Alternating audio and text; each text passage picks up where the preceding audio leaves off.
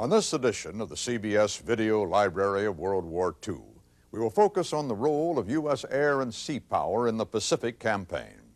We'll see dramatic footage of the great sea and air battle that took place at Midway. We'll examine the strategy and see the action behind the taking of Tarawa, the Marianas, Iwo Jima. We'll fly in a B-29 Super Fortress on a bombing mission against Japan. Our first chapter in this historic compilation begins with the story of Japanese success. We go back to the year 1941. The month was December. The date, as President Roosevelt said later, was one that would live in infamy.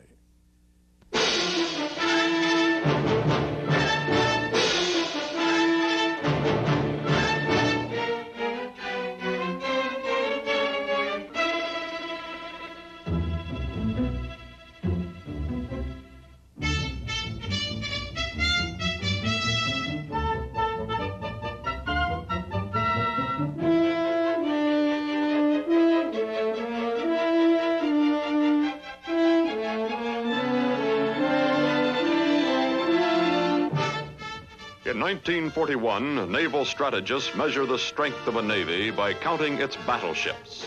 The battleship strength of the United States Pacific Fleet is destroyed at Pearl Harbor. Almost unnoticed at the time, none of the burning ships is an aircraft carrier. The American aircraft carriers are on the high seas between Pearl Harbor and Midway.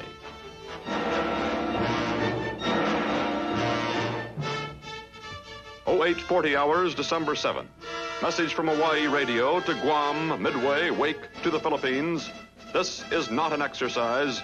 Japan has attacked Pearl Harbor.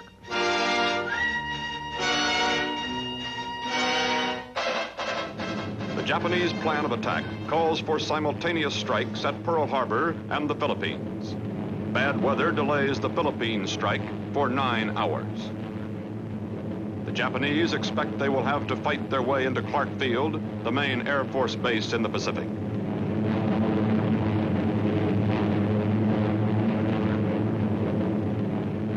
The American commanders in the Philippines have been unable to decide on a course of action.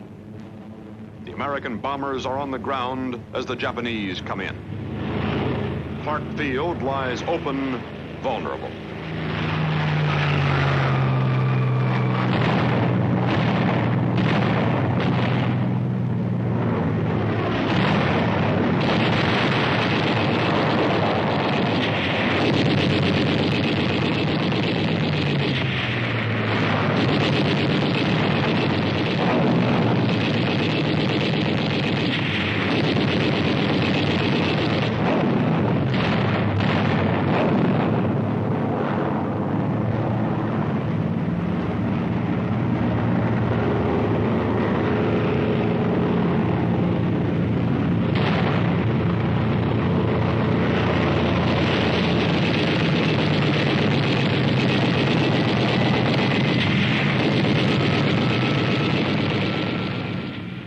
Hours after the Pearl Harbor warning, American air power in the Pacific is destroyed on the ground. Now the Japanese perimeter explodes through the Pacific. Without anything but token resistance from the remnants of Allied air power and sea power, the enemy seizes control of the South China Sea, the Sea of Java, and the seas of the East Indies.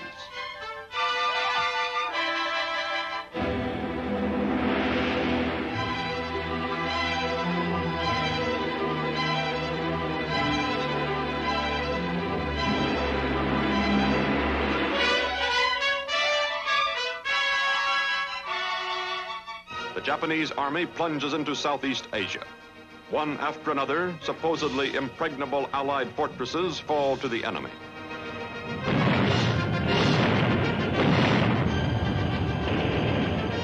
The British army surrenders at Singapore. With the fall of Singapore, the Japanese achieve domination of Southeast Asia.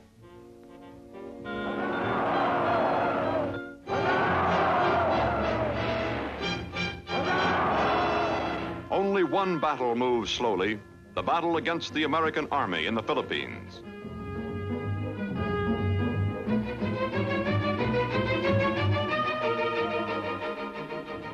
On Bataan, the Japanese pressure is relentless.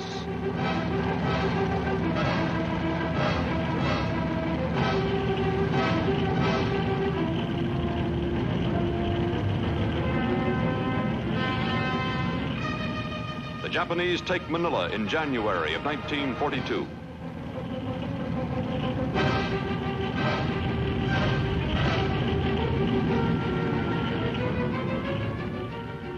The enemy takes Bataan and aims at the last refuge of the Americans, Corregidor, an island in the Bay of Manila.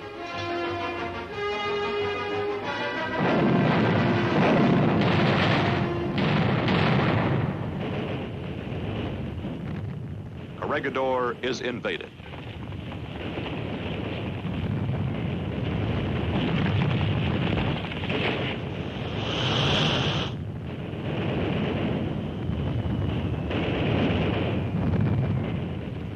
May 6, 1942, the final surrender of the American Army in the Philippines.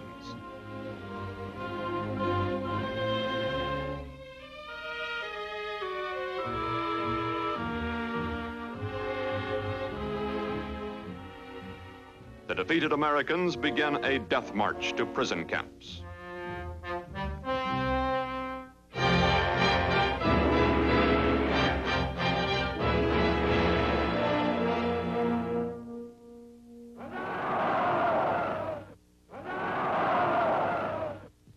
The Japanese Empire has won the war it set out to fight. The Japanese perimeter covers 20 million square miles of the earth.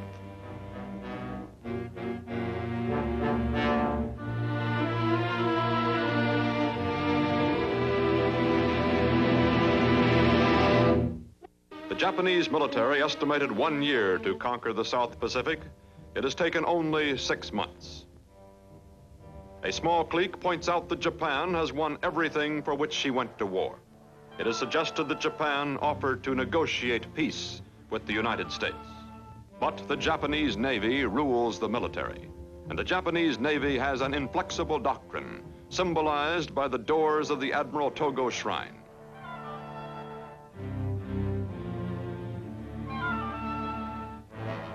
Togo, who in 1905 defeated the Russians in one classic naval battle, has left this military axiom: destroy the enemy's fleet in one decisive battle. The commanders of the Imperial Navy argue that the United States Navy must be forced into a last decisive battle.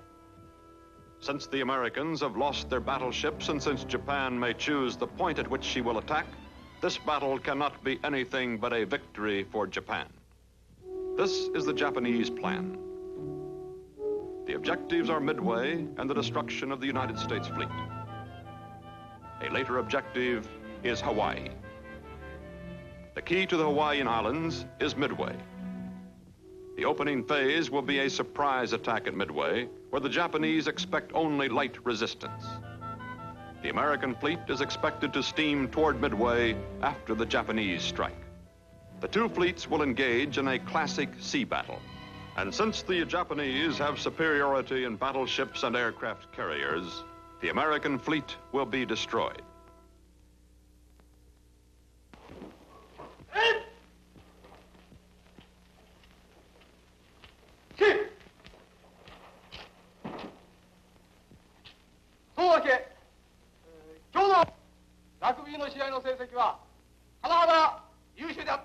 The naval cadets at Itajima are told, "We have won the battle so far, but the enemy is not yet beaten.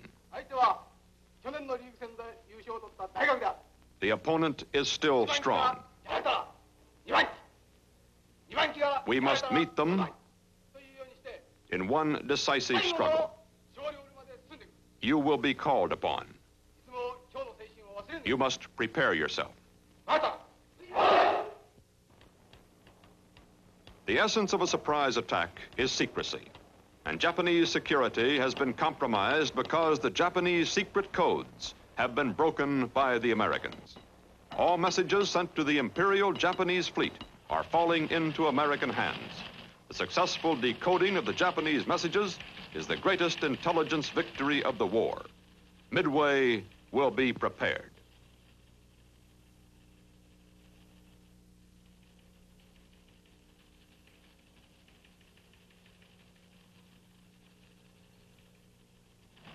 On the basis of the intercepted messages, the United States Pacific Fleet begins to take up defensive positions near Midway.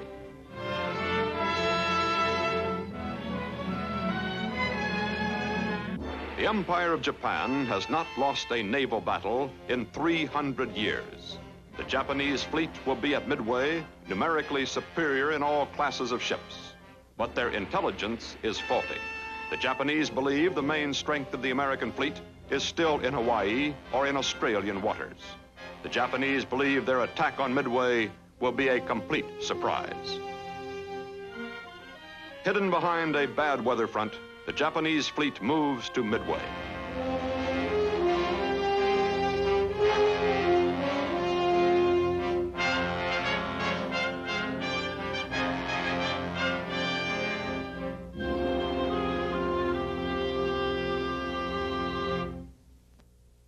Midway was prepared as Pearl Harbor was not.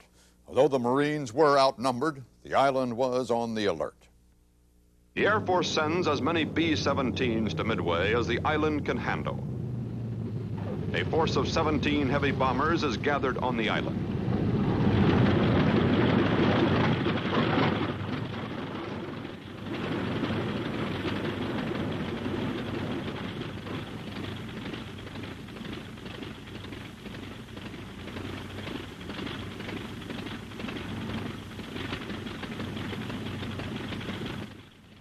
Within a few hours after the planes arrive, they are ordered into the air to make long-range searches.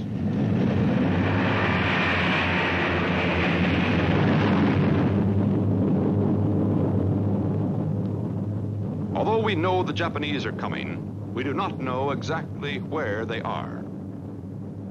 Early in the morning of June 4th, 1942, the decisive contact is made. Enemy carriers are reported. Enemy planes are seen inbound toward Midway.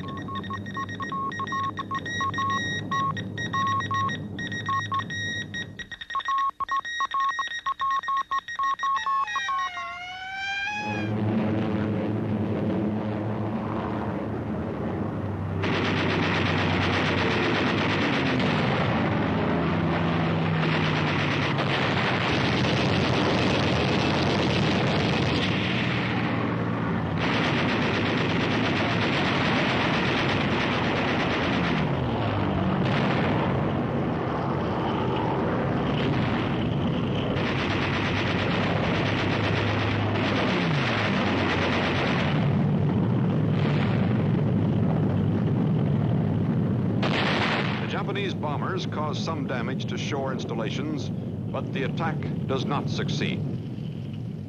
If the Japanese are to soften up Midway, they must strike again. Midway is still secure.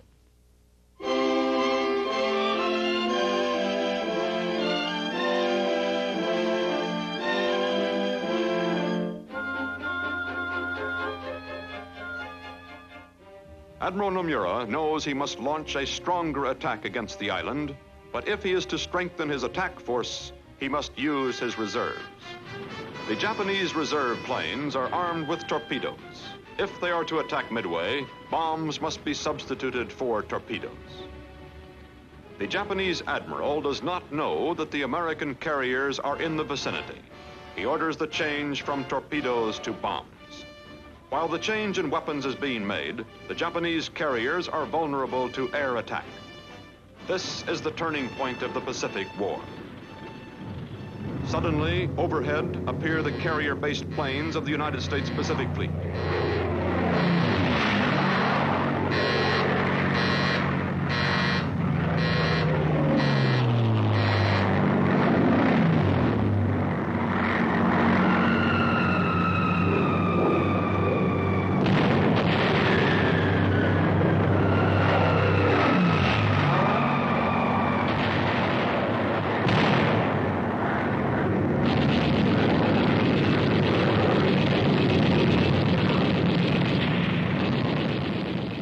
Dive bombers penetrate the Japanese fighter screen, penetrate the Japanese anti-aircraft screen, and catch the enemy carriers. 5 minutes after the attack begins, two great Japanese carriers, Akagi and Soryu, lie broken in the water. 5 minutes after the attack begins, American naval aircraft assert their dominance over the surface ships. The orthodox naval doctrine of a battleship war is destroyed by air power.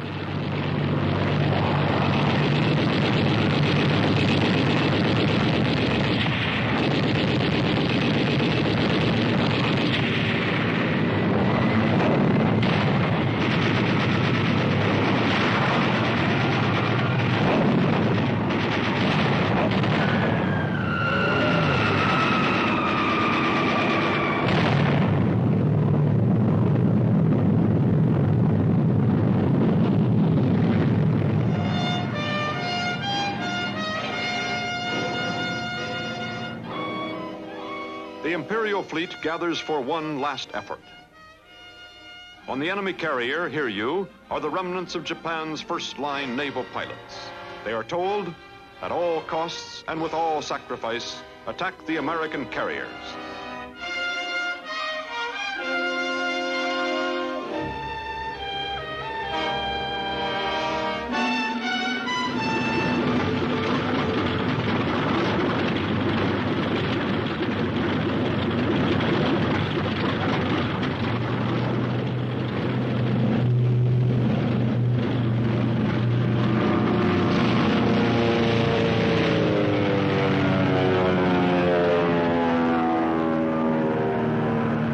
Meanwhile, the American planes are returning.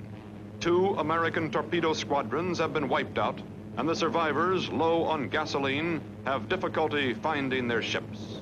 The Japanese planes are only a few miles behind the Americans.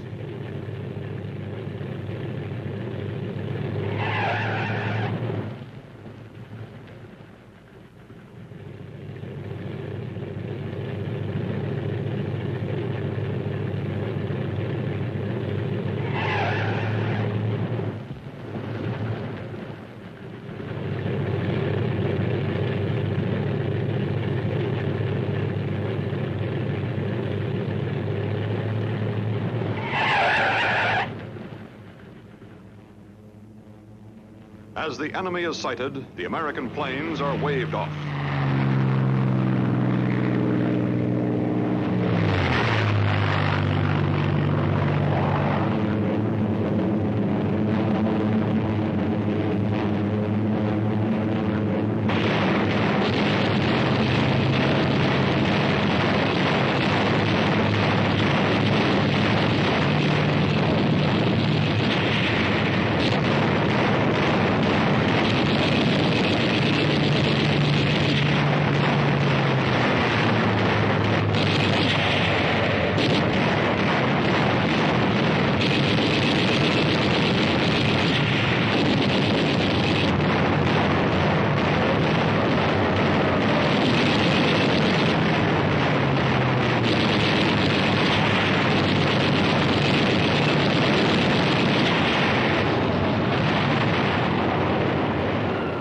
The Japanese attack is gallant and persistent. The Yorktown is hit.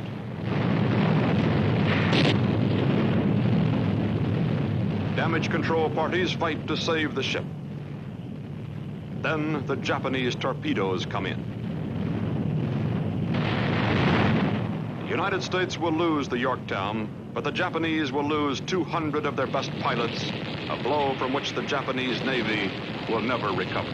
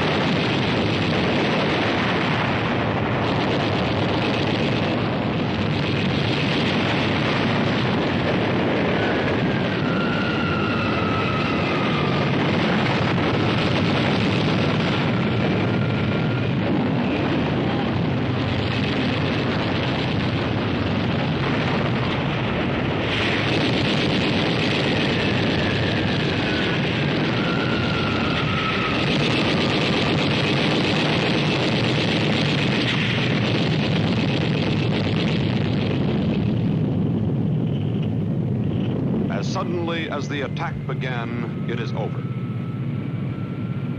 The surface ships of both fleets have not exchanged one shot.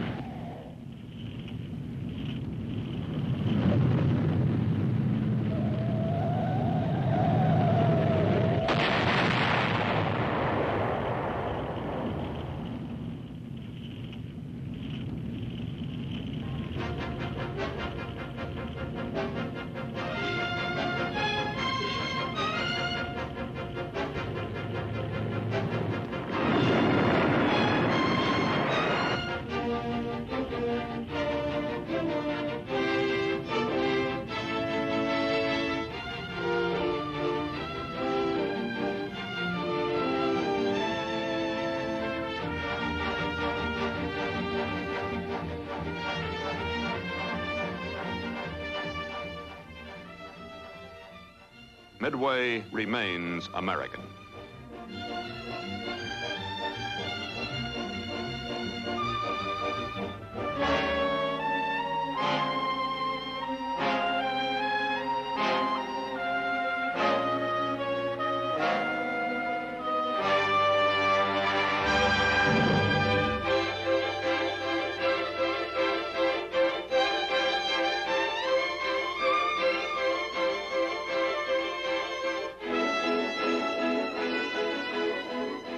After Midway, there is no direction the Japanese perimeter can move except to retreat toward Tokyo.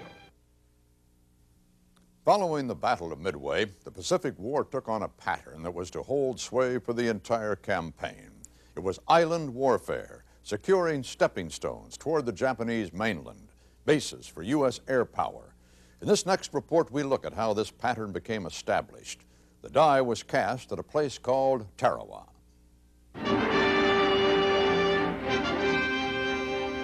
November 1943. The Pacific Fleet is being ordered into its greatest offensive action to date. For 3 days, the big carriers lay to refueling. In safe waters, fuel oil, aviation gas, and supplies come aboard.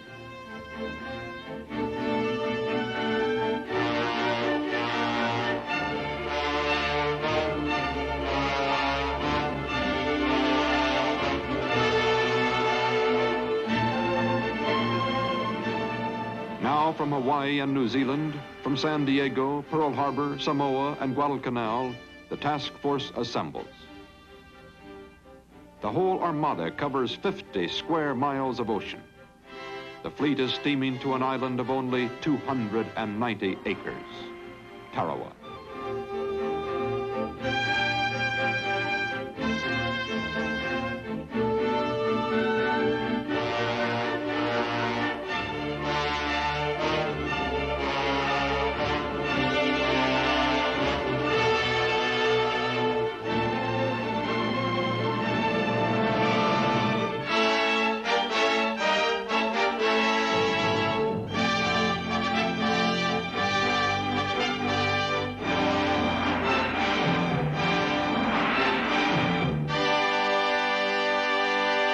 Here is our objective, Tarawa and its airstrip.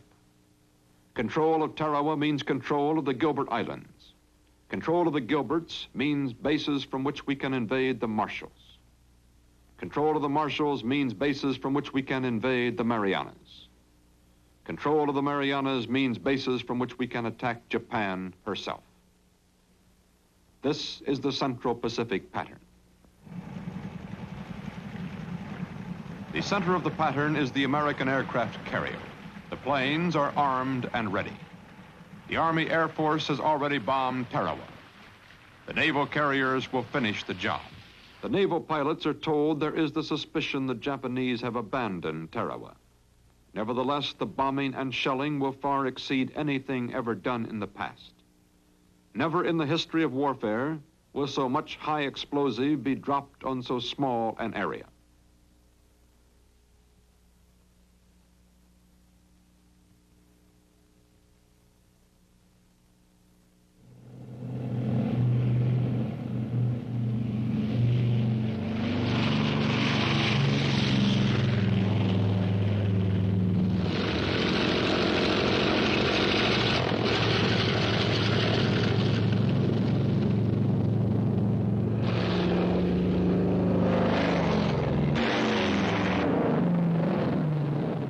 Against 290 Japanese acres, we launch 200 planes.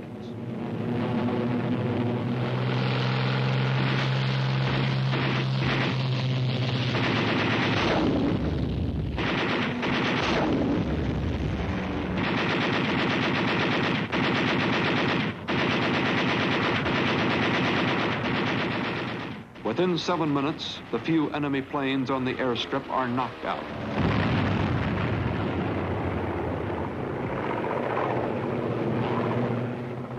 The island is bombed and the returning planes report no signs of life. Nevertheless, the fire control centers call for the first of 3,000 tons of naval shells.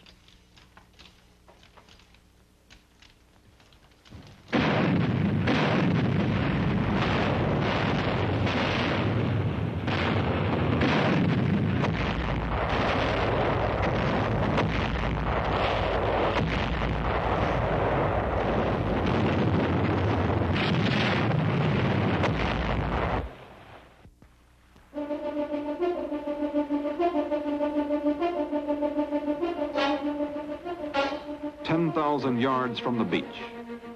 The Marines transfer to the landing craft. The run-in has been timed for high tide so that the heavier ships can sail over the coral reef.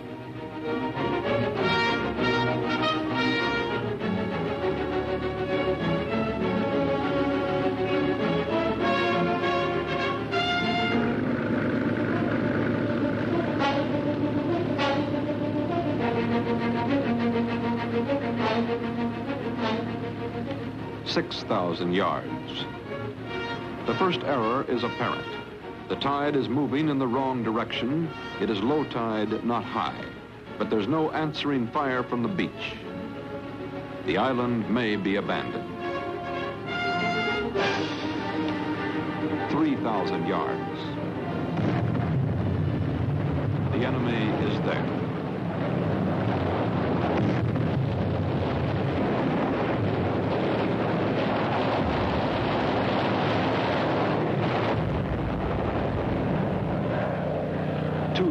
Yards. The Japanese are on Tarawa in great strength.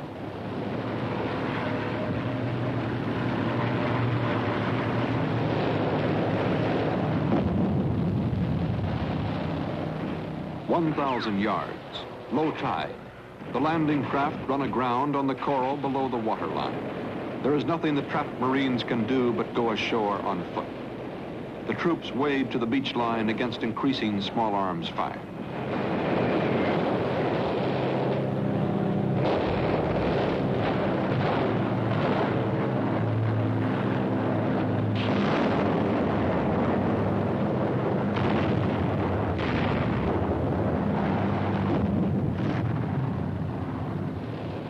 "10 yards. Some units cannot gain the beach.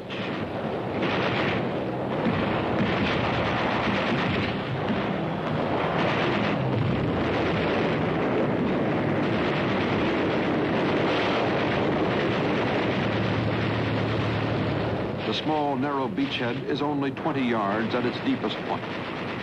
It is already too expensive.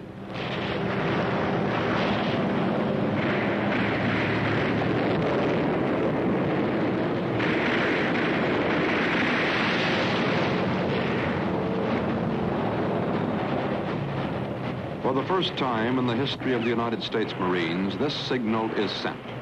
Issue in doubt. If the enemy mounts a counterattack, he will push us into the sea.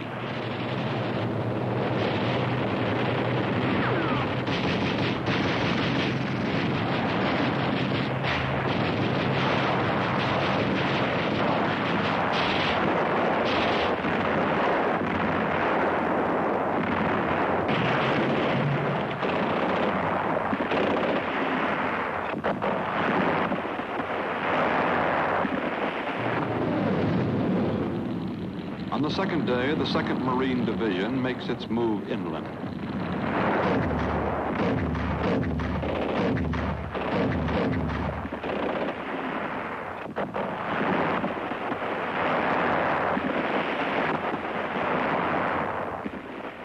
The Navy has fired 3,000 tons of high explosive into 1/2 mile of island. The carrier planes have flown 1,000 sorties. It still takes the flamethrower, the machine gun, the rifle, and courage.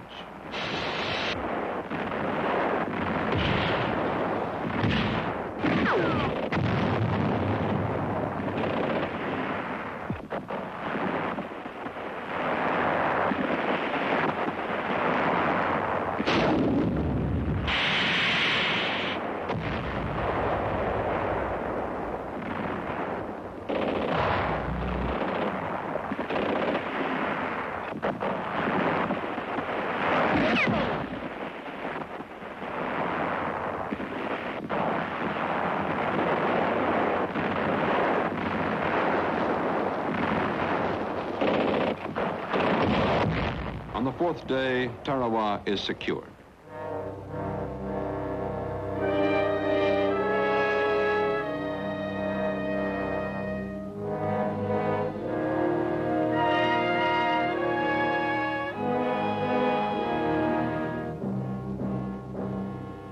But the cost is heavy. A unit finds 6 men out of 10 have been wounded. 1 out of 8 lays dead on the beach.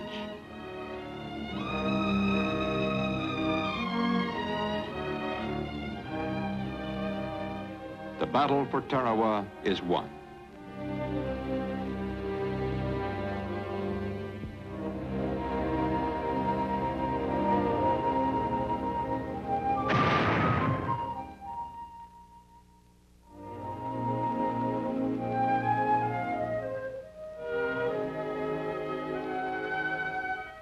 Some men talked about Tarawa in terms of tactics. Some men talked in terms of how many sorties had been flown. Some said we should have done more bombing. Others said we needed more rockets, or we could have worked closer to the infantry. The facts were, and we knew it, that a lot of Marines were dead, but not one airman had died at Tarawa.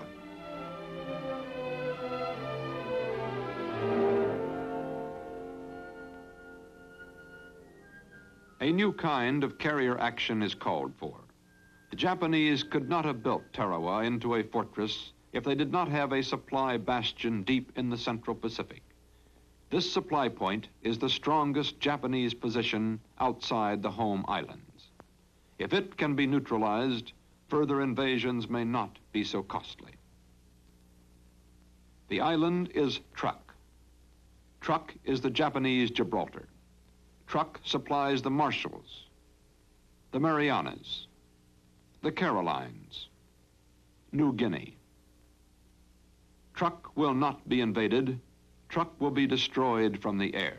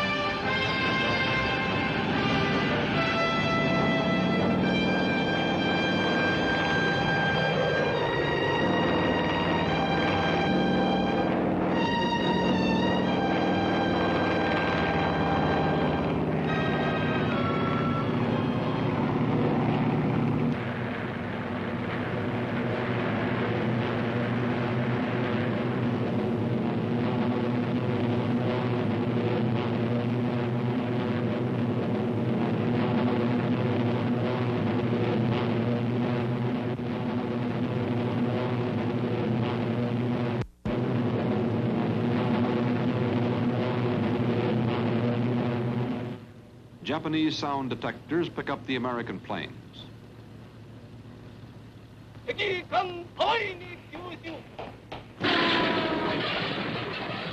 The Japanese fighter strength on truck equals the incoming Americans.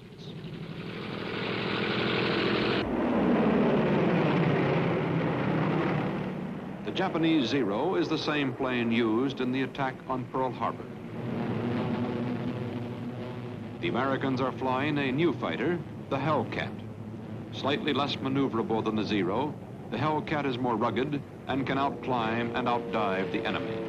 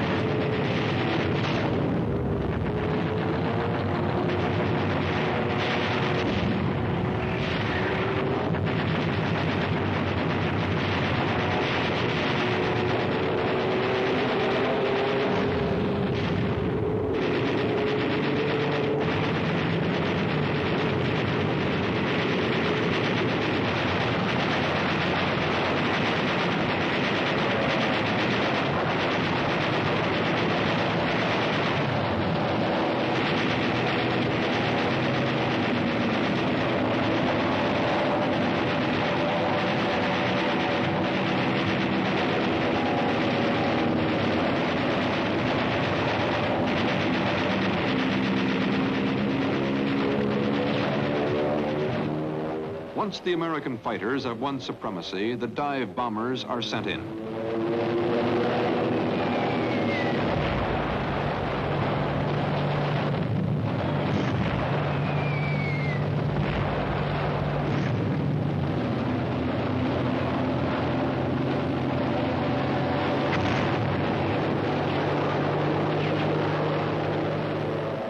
The fighter victory is so overwhelming that not a single enemy plane challenges the dive bombers. The only resistance comes from the enemy's anti-aircraft guns. The white balls floating up lazily are Japanese anti-aircraft bullets.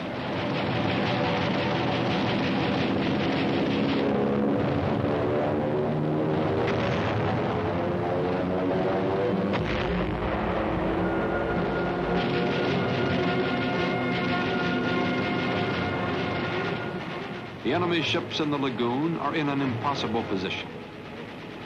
If they stay in truck, they have no protection. If they try to leave the harbor, the surface forces of the United States Navy are waiting to destroy them. In one day, naval air power sinks 200,000 tons of shipping.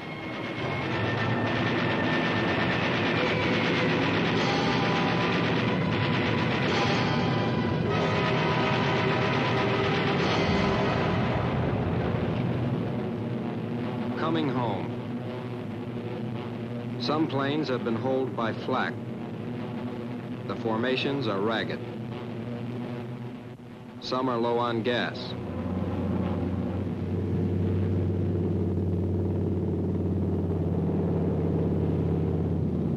But most make it.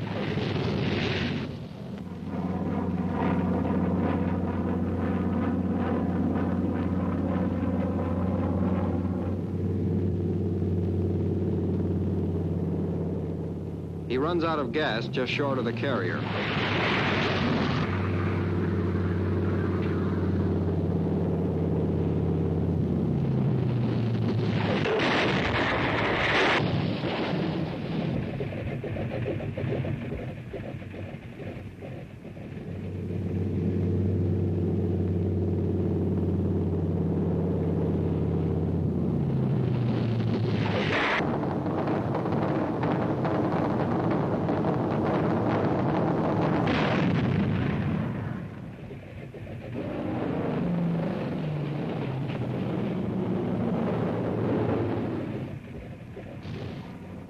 plane is thrown overboard to clear the flight deck.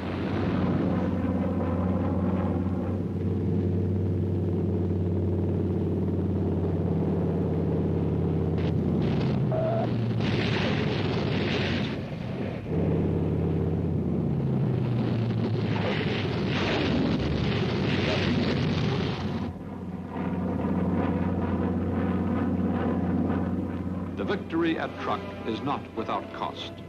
But after the American carrier strikes, the Japanese write off Truk as a naval base. The air in the Central Pacific has been cleared of enemy opposition.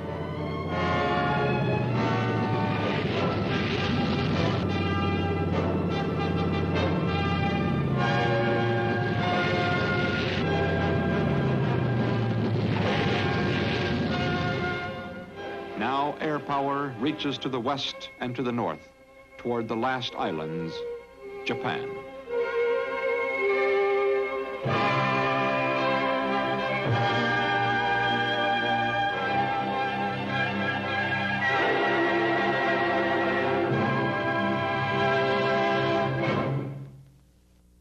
Before the full force of American air power could be brought to bear against the Japanese mainland, more island bases were needed, more stepping stones nearer to Japan.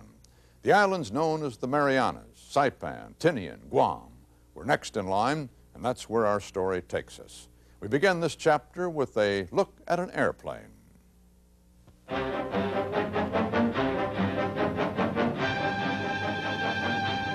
American B-24s, outbound to Truk, Wewak, Biak, the Carolines, the Marianas.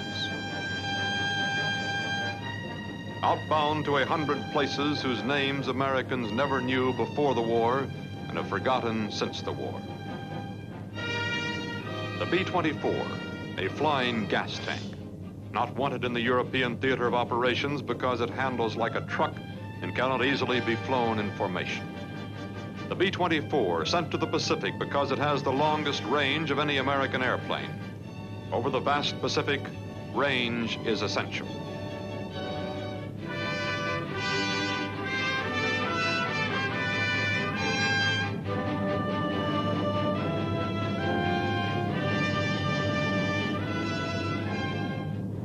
To crew. Blackjack's calling out enemy fighters. Now watch it. Watch that cloud bank at 3 o'clock high. Roger. Bogey coming in at 2 o'clock. Okay, right waist is yours.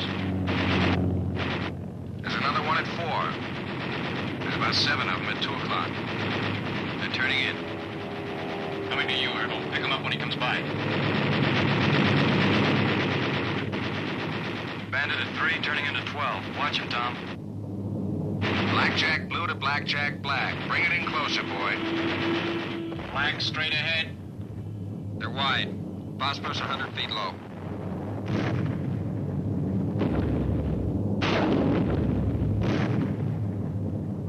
I'm clutched in. Estimate the target 30 seconds. Bombs away.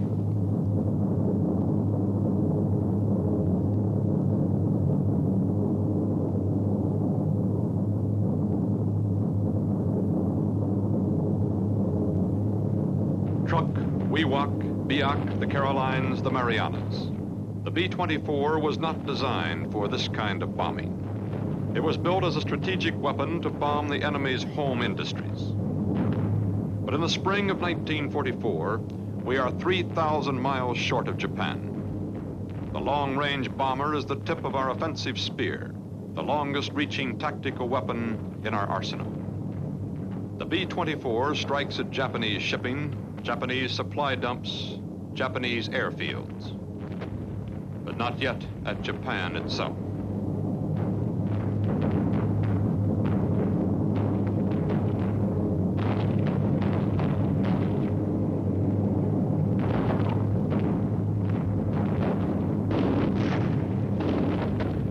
The losses are never as high as Europe, but some planes will never return.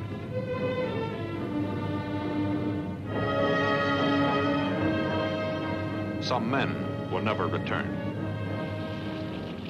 Some run short of gas and ditch in the Pacific.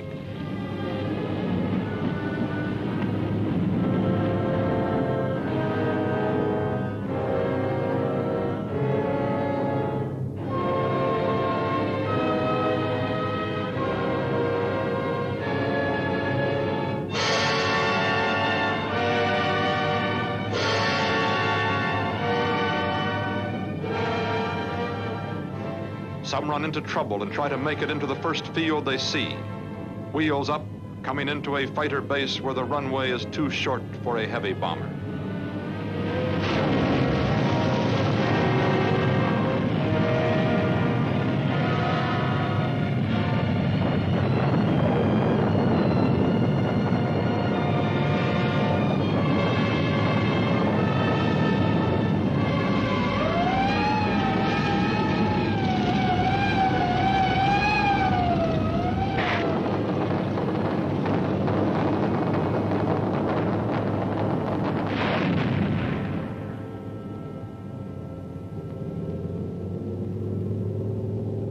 Most make it home to airstrips bought in blood.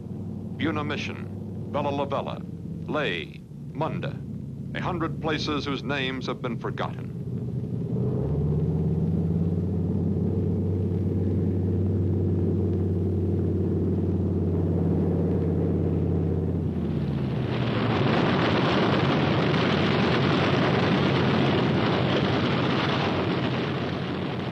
Most make it home to tropical heat, boredom, uneasiness, uncertainty.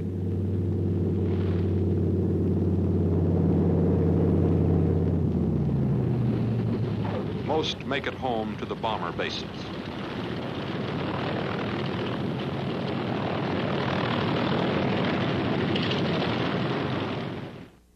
This is the bomber line in May 1944. We hold parts of New Guinea and some of the islands in the Bismarck Sea. The bomber line threatens the Japanese positions in the Carolines. We hold the Solomons and the Gilberts. The bomber line protects our convoys to Australia. We hold bases in the Marshalls.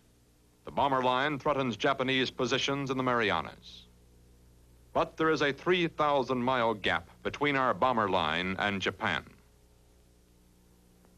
The logical step, the next chain of islands, the Marianas. In May of 1944, the Americans assemble an invasion fleet.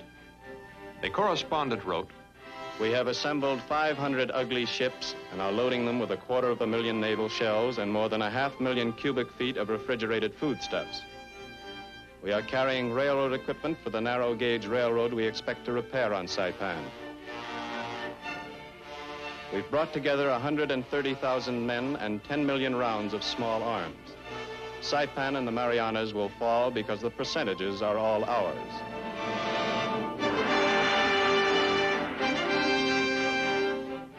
But there's another percentage nobody talks much about. In 2 years of invading islands, we've learned that there will be slightly more than 1 American casualty for every 2 Japanese soldiers on the island. This means that 10,000 Americans of this group will be killed, wounded, or missing by the time Saipan is taken. 10,000 casualties at a minimum. That's what it will cost to advance the bomber line 1,000 miles.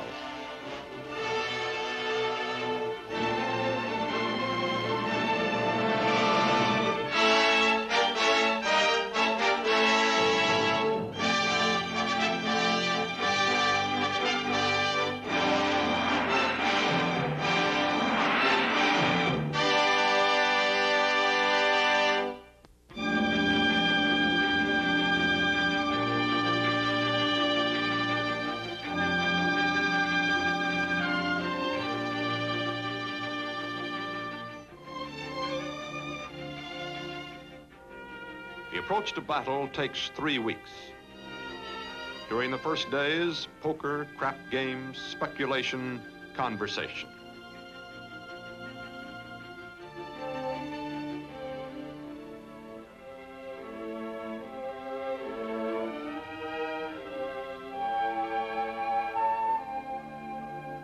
Later, the ships are quieter. Casual discussions disappear. Slowly, the tension relaxes. The sea is so vast that there seems no end to the voyage. It is so calm that danger seems remote. Day slips into day. Small events that break up the routine become important. Atabrine tablets to guard against malaria.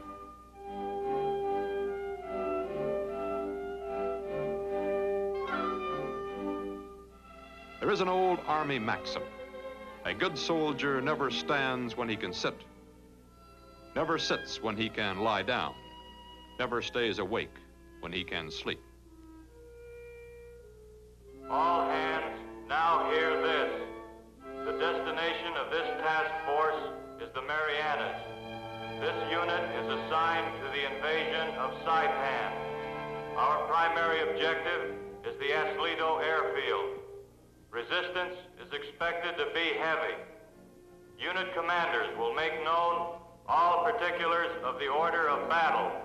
That is all.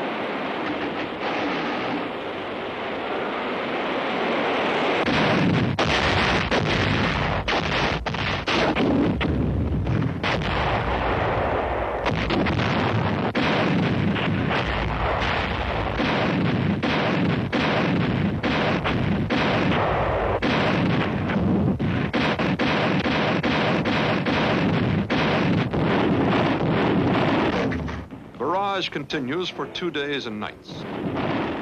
After the first hours, the effects of any bombardment must diminish. The enemy is either dead or hidden in fortified positions. Saipan is riddled with caves, and only a direct hit at the mouth of a cave can be effective.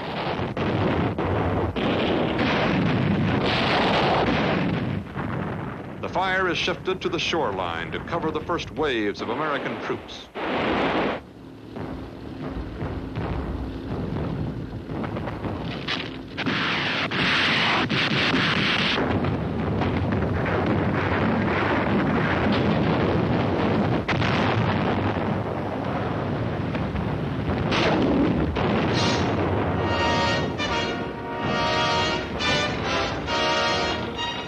Attack force, the 2nd and 4th Marine Divisions.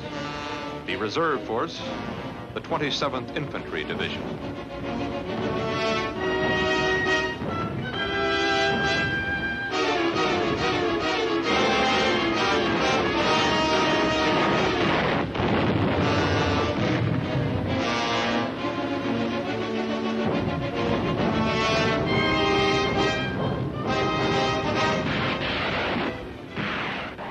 It's all behind you. All the big ships, the big guns, the training, the planning, it's all behind you.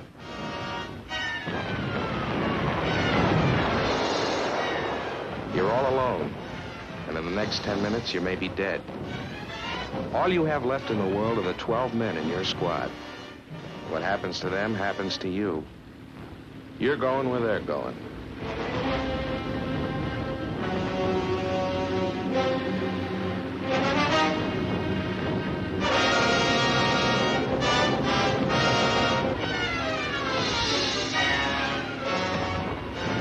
Japanese resistance begins. Not all the enemy's heavy guns have been knocked out.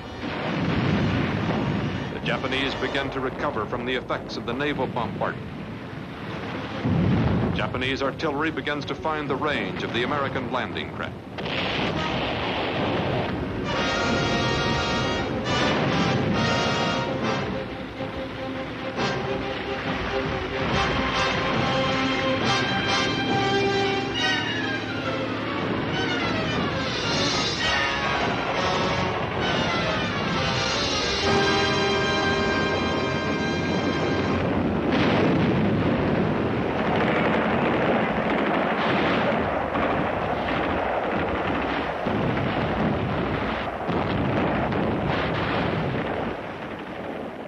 first waves land without too much difficulty. There is some disorganization because some units have landed in beaches not assigned to them. The move inland is delayed. The whole action is behind schedule. The Japanese have regrouped. They begin heavy fire against the beachhead.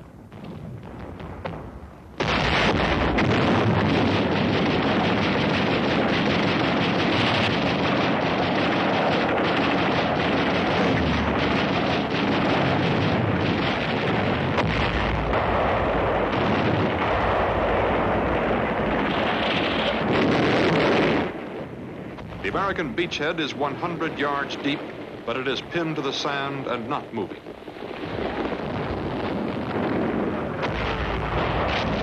Some troops begin to dig in. If the assault waves dig in on the beach, they will be slaughtered by the enemy's mortars and artillery. But if the men get up, they will be in an exposed position. The issue is in balance. Everyone waits for the next man to move. Then one man takes command. The rest follow, and the Marines get up and go in. Get up, move over that way!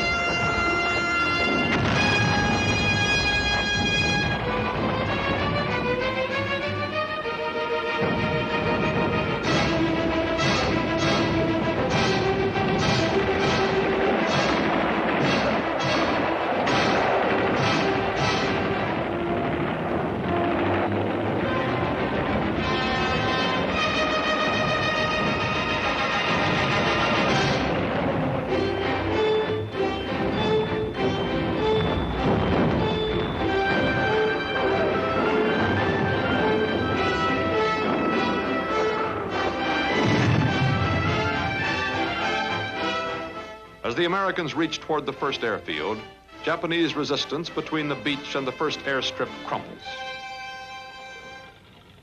The battlefield turns quiet. There are two possibilities. Either the enemy has decided not to defend the flat land surrounding Aslito Field, or he is drawing the Americans into an exposed position.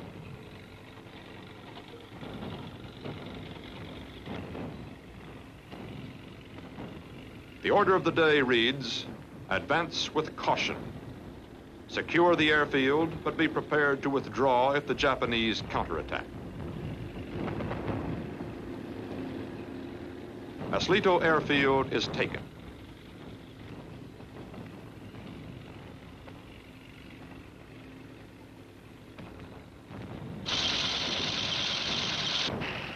Heavy equipment comes ashore immediately.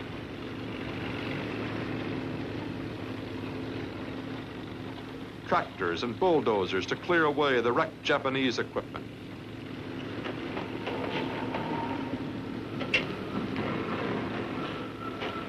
Graders and sheep's foot rollers to lengthen the runway. Putting the equipment on shore so soon is a calculated risk. We are concentrating our material into a small area. A major counterattack could be disastrous. But a serviceable airstrip will permit American fighter planes to land. The airfield is our first objective, and we must take the risk.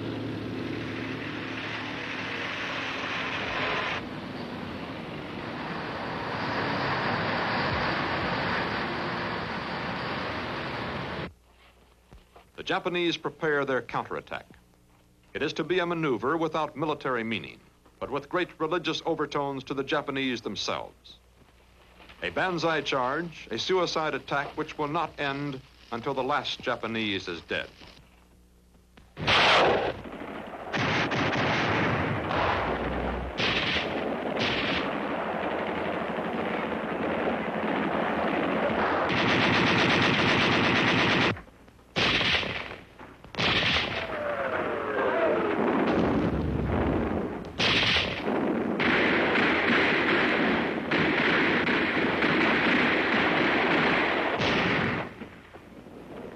The American lines waver, but the attack is beaten off. Now the infighting begins.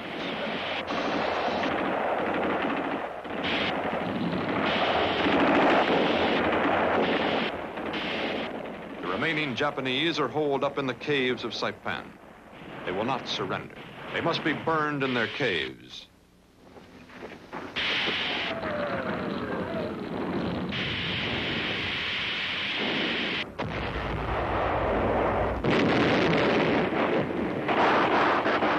They will not surrender.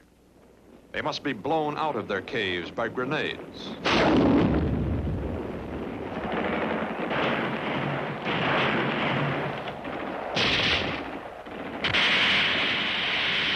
They will not surrender. They must be killed by small arms fire.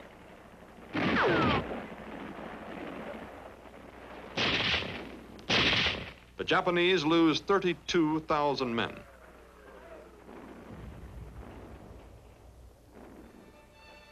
The Americans take 16,000 casualties.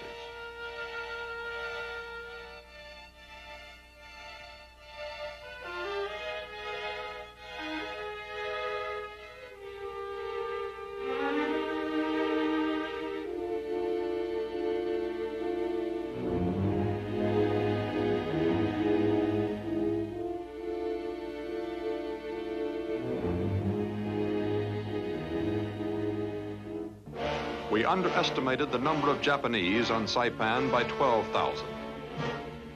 We underestimated how bitter the fight would be to extract the Japanese from the caves of Saipan. The Japanese suicide charge split the ranks of one division and led to heavy American casualties. On Saipan, 16,000 casualties. On Tinian, 2,500 casualties. On Guam, 10,000 casualties. Total casualties before the Marianas are secured, 28,000.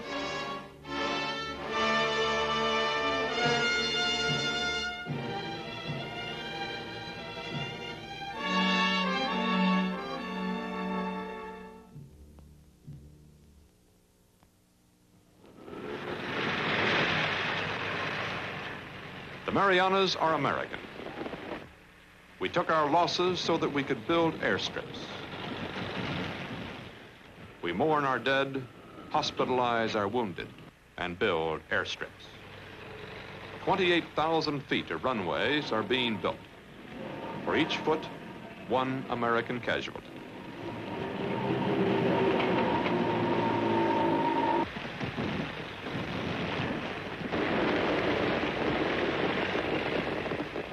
There's no longer any need for combat men. The war is turned over to the machines. The battlefield is becoming an airfield.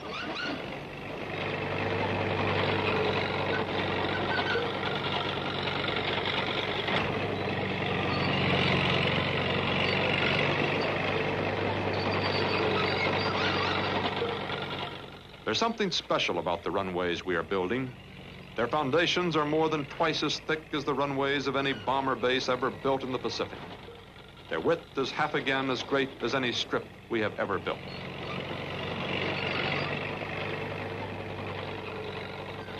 A B-24 bomber can land in a mile of runway, but the bulldozers scratch out airstrips a mile and a half long.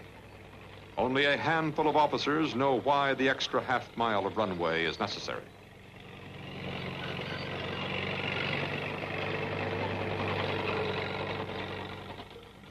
Then, in the skies above the island, a new airplane, the B-29. Inbound to Saipan, Tinian, Guam, the Marianas. Inbound, the super fortress, the highest, biggest, fastest bomber of the war. Inbound to take over the battle. This is an airplane built to fight the war in a new way. Not a tactical bomber, not a weapon to be used against the Japanese Army and Navy, but a strategic bomber built to destroy Japanese industry and the Japanese home islands.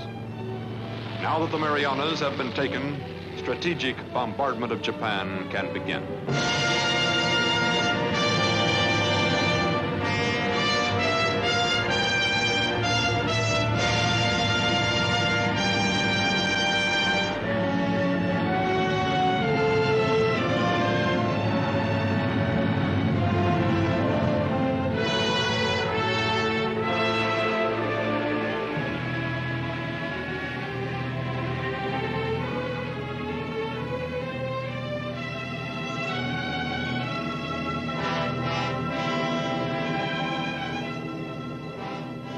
This is what the sacrifice of the foot soldier was for.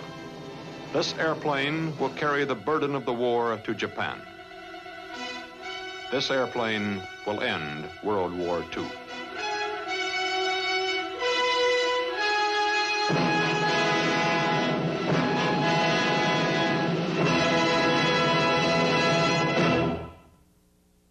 It was late summer of 1944 when the B-29 bomber arrived in the Pacific theater of war. The war with Japan had less than a year to go. How that particular airplane, combined with the sacrifice of so many U.S. airmen, sailors, and Marines, speeded the end of the war, is the subject of this story. We call it Super Fort. The Air Force hopes that an invasion of Japan will not be necessary, for the strategic weapon is at hand.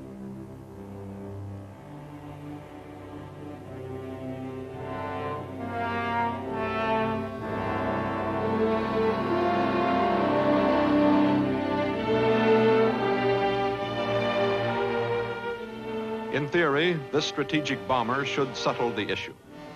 In theory, we know just where the bomb should be placed. First priority, bomb the Japanese aircraft industry. Halt the manufacture of military planes. Establish air supremacy over Japan. Second priority, bomb Japanese port and urban industrial areas. Submarines will blockade Japan. B-29s will destroy the enemy's tools. This is the theory of strategic bombardment. These are the weapons.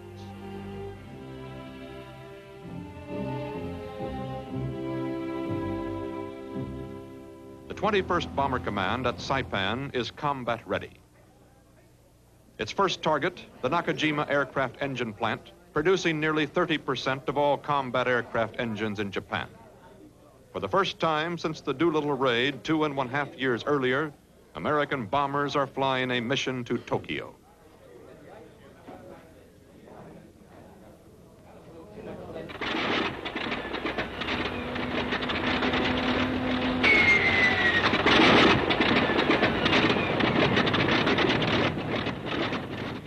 November 1944, the first Super Fort raid against Tokyo. The attitude of the command staff is one of confidence. Some opposition is expected from enemy fighters or flak, but casualties are expected to be light. The B-29 is especially designed for this kind of mission. It is the first very long-range, high-altitude precision bomber. The planes carry enough bombs to destroy the Nakajima plant on this single mission alone. 111 Super Forts carrying a bomb load of over 500,000 pounds. The first wave of the strategic Pacific-based assault against Japan. The theory of continuous strategic bombardment in the Pacific is about to be tested.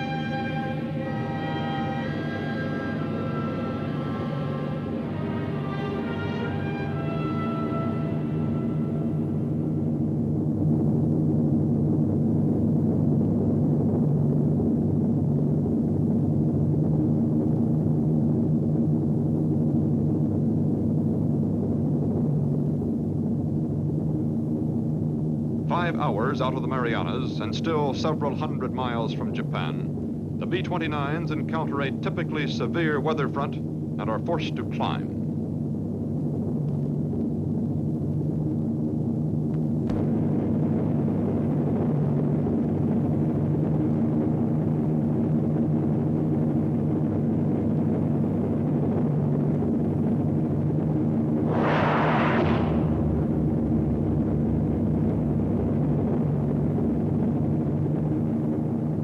Planes are unable to go above or around the storm. They must go through it.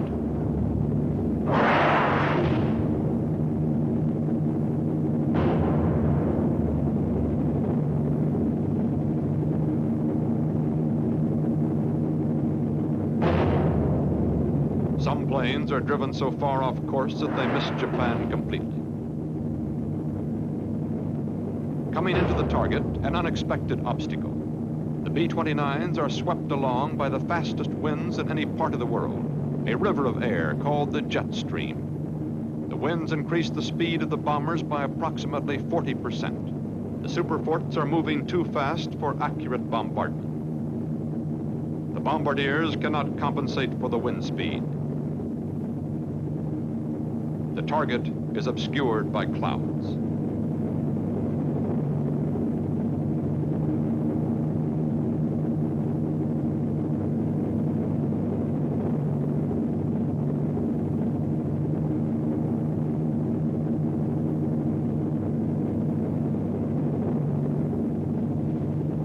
Only 24 of the 111 bombers hit the target. Less than 20 tons of bombs fall into the target area. Most fall wide into the dock and urban areas and into Tokyo Bay.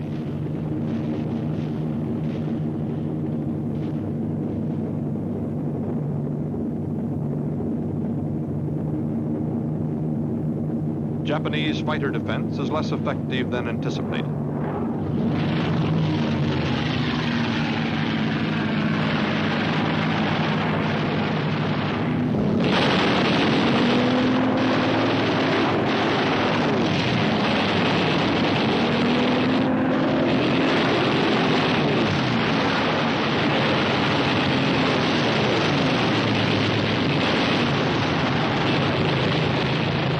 Only one superfort is lost, rammed by a suicidal Japanese fighter. The Japanese planes dropped phosphorus bombs into the American formation.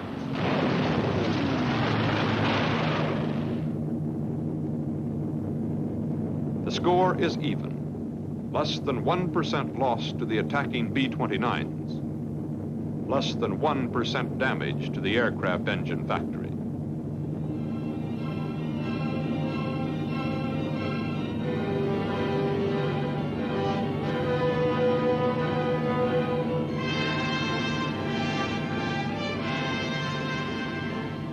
The homeward flight is 1,500 miles. The bombers have expended their fuel reserves fighting the storm. The trip home is 5 hours of tension. There is an absolute minimum of fuel. 1,500 miles with no place to land, no place to jump, nothing but the Pacific below.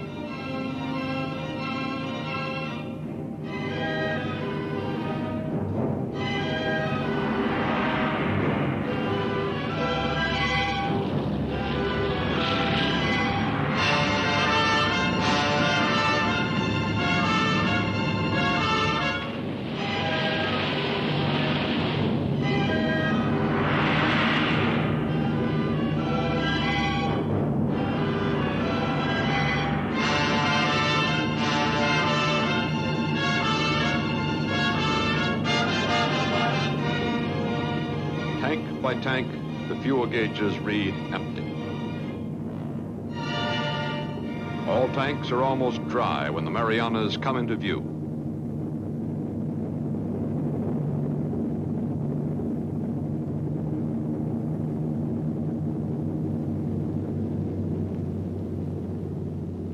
The crippled planes come in first. The right outboard engine is feathered.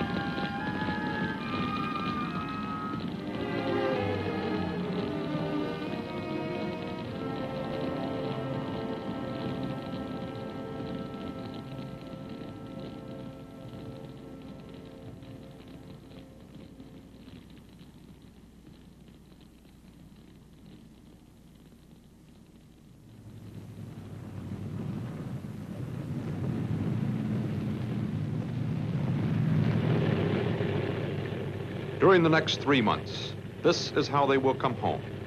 Short of fuel, straining to make the runway. Although bombing results will improve, Japanese resistance will also increase. During the next 3 months, the number of ditchings increase. There is nothing wrong with the theory of strategic bombardment. There's nothing wrong with the superfort. It is a rugged plane that can take battle damage which would down any other bomber. The men fly their missions, take their losses, and return when they can to the bomber bases. The men know the bombers need fighter escort over Japan. The crippled bombers need a refueling and repair point between the Marianas and Japan. With a refueling point, we could carry less gas and more bombs. Something must be done. But the grand strategy of the war does not rest with the pilots. The orders come down the chain of command. The 7th Air Force and all available bombers of the 20th Air Force are ordered to bomb a new target, Iwo Jima. It is 1,500 miles from the Marianas to Japan. Halfway between the Marianas and Japan is a small island, Iwo Jima. For 72 days previous to the invasion, the bombers will strike the island. Then 61,000 Marines will take Iwo Jima. Iwo Jima is only 8 square miles of volcanic ash and rock, dominated by Mount Suribachi. It has only 2 assets. It is 700 miles closer to Tokyo. It has 3 airfields. The Marines are told to expect a 3 or 4 day battle.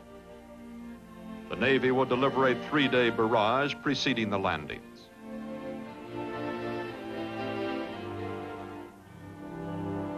But the Marines are veterans of island warfare. They know the Japanese tactics. The enemy will be underground, hidden in caves. The enemy will be protected by thick-walled concrete fortifications. The Marines know they will take Iwo as they have taken other islands, by individual combat. The last religious service aboard ship before D-Day.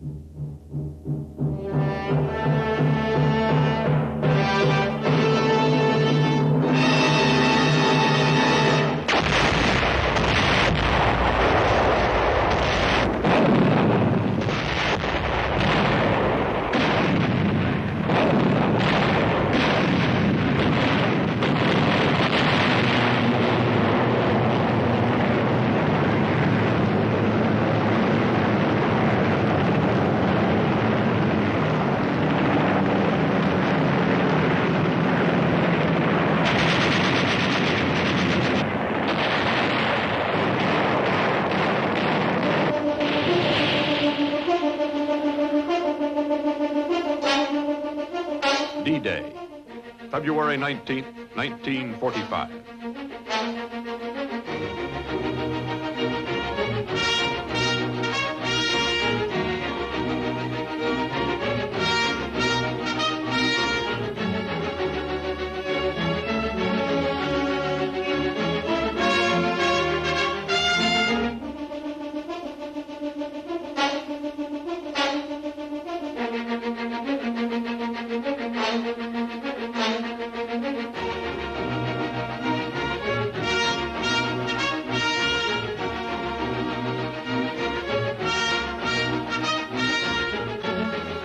Answering fire from the shore.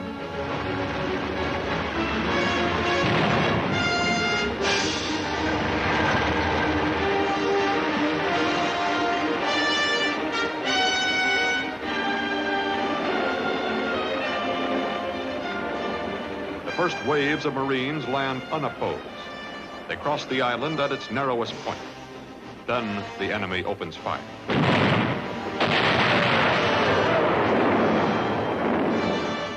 Naval and aerial bombardment have caused little damage to the enemy's fortifications.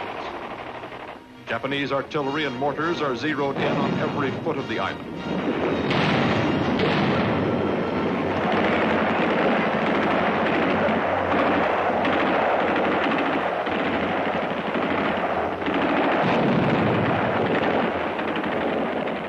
By noon, it is apparent that this will be the costliest battle in Marine history.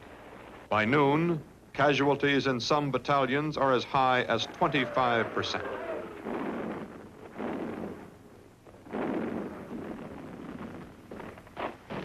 The surface ships are called on to support the Marines. The vessels move almost to the shore to fire point blank into the Japanese positions only yards from the attacking Marines.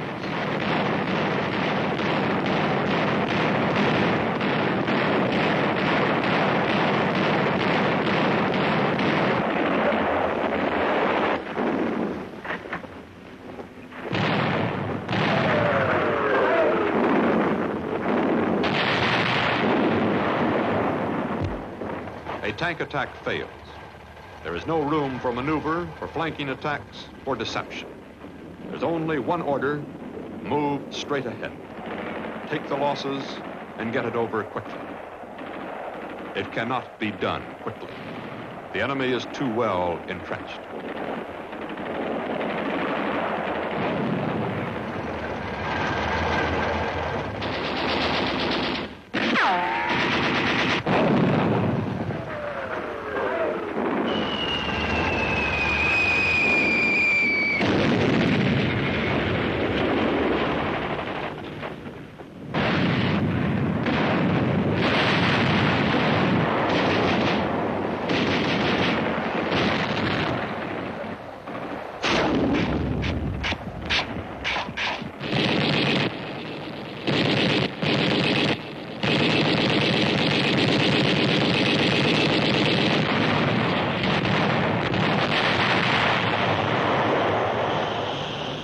On the fifth day, the Marines take Mount Suribachi.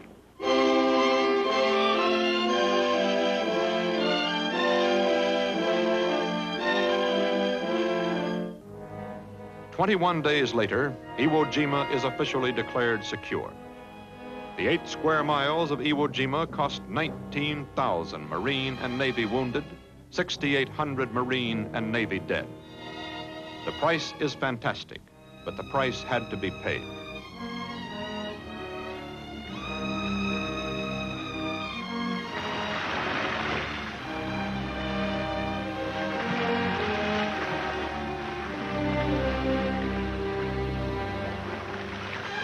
From now until the war ends, some 2,400 crippled planes will make emergency landings at Iwo.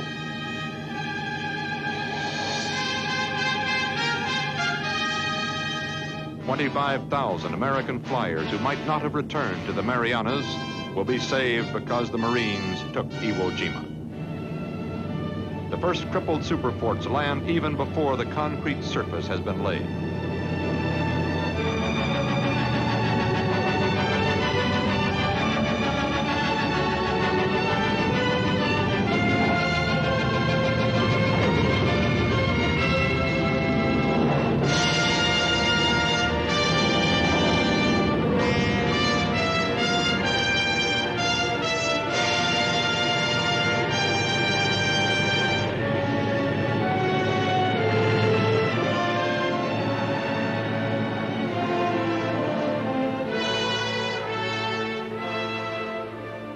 After Iwo is taken, Japan is doomed. Strategic bombardment will end the war.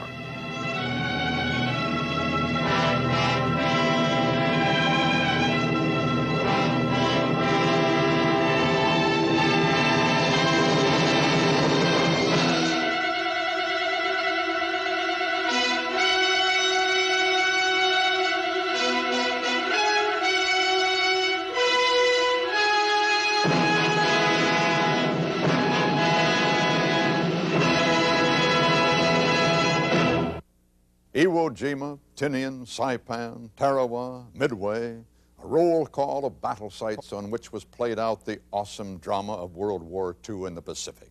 There were other battlefields, other campaigns, other aspects to this global conflict. We're relating those stories in this continuing series, the CBS Video Library of World War II. I'm Walter Cronkite.